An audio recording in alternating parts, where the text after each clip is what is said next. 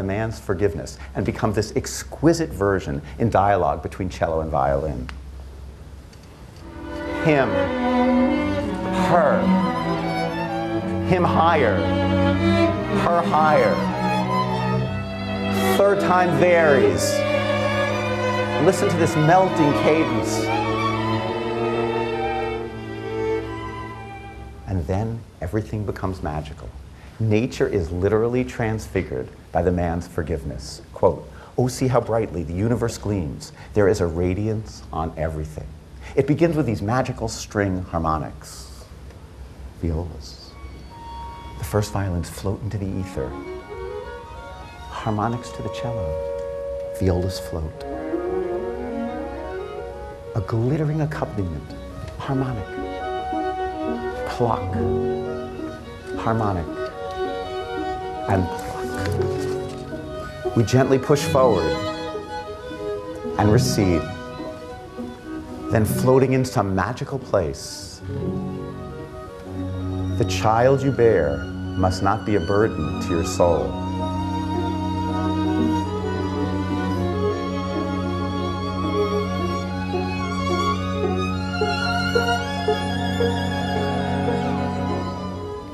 Stanza 5 is a coda, which Schoenberg says, quote, "consists of themes of the preceding parts, all of them modified anew, so as to glorify the miracles of nature that have changed this night of tragedy into a transfigured night." Here's how nature transforms tragedy. "There is a radiance" originally sounded like this.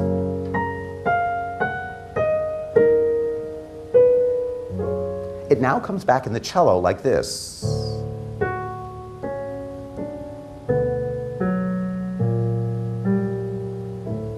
And it combines with our bare cold woods idea, transformed like this.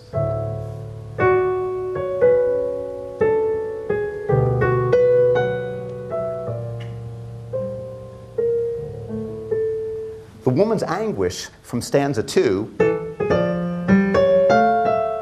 gets transformed to this.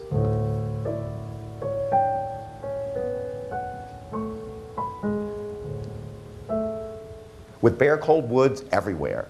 Here's all of that combined to begin stanza 5. Bare cold woods. There is a radiance.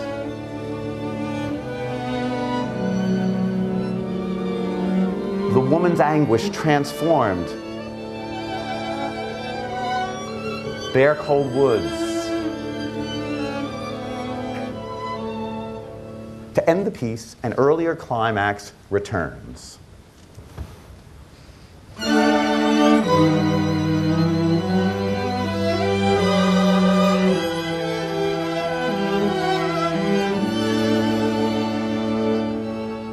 The famous forbidden chord passage returns and finally gets to resolve 351 bars later. The chord, the angst, watch how long it takes to resolve.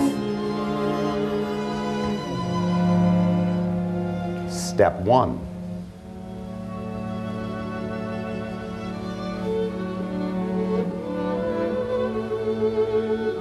Still waiting. Waiting has rarely been this beautiful. Getting closer.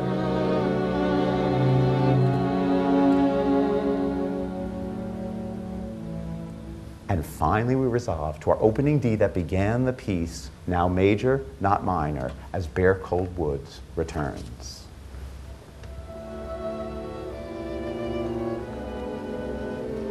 Here.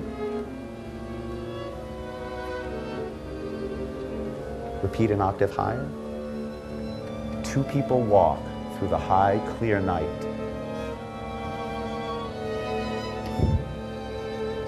Repeat a third time.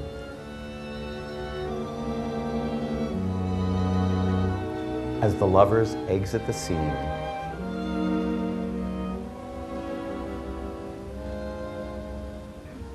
Finally, the moonlight itself is transfigured in this beautiful passage.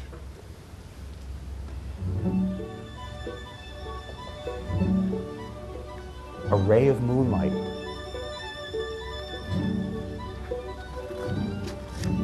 A a melody high up in the moonlight.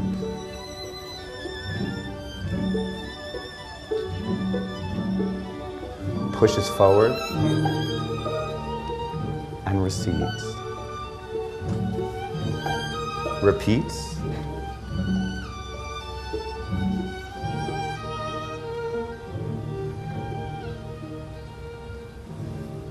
And with this amazing chord in harmonics, transfiguration.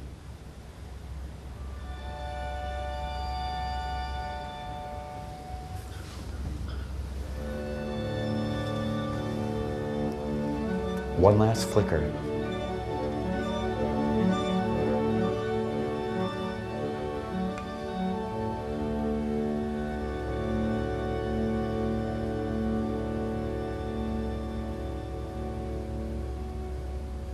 Isn't that an exquisite ending?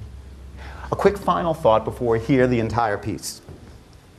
For people who know only Schoenberg's later atonal and 12-tone music, the sheer romantic beauty of Verklarte Nacht can seem almost shocking. And it raises the perhaps unanswerable but unavoidable question, what made him give it all up? What must it have taken to be able to write music like this at the age of 25 and then to decide within a few years to abandon its pleasures completely? When Schoenberg was asked this question in 1909, he said, quote, "It is not lack of invention or technical skill that has urged me in this direction. I am following an inner compulsion that is stronger than education, and I'm obeying a law that is natural to me." One of the reasons Schoenberg had such complete conviction about the correctness of his course was his belief that it was not only following out his own personal artistic destiny, but also music's destiny as well. In an almost Darwinian way, he believed that his later music was a logical, inevitable, evolutionary step in the history of music as a whole. The possibilities of the romantic tonal system had been exhausted, and a new language needed to be created. In the end, Verklarte Nacht is a poignant reminder that to move forwards in life, we sometimes need to leave something behind. The beauty of the piece shows us beyond any doubt that Schoenberg wrote his later music out of choice, not necessity. Whether that choice was a step forwards or backwards is for history to decide. For tonight, you need only enjoy the music of what might have been. Or, as Robert Frost might have put it, the music of the road not taken. For Schoenberg and the rest of the 20th century, that choice has made all the difference. Thank you and enjoy the performance.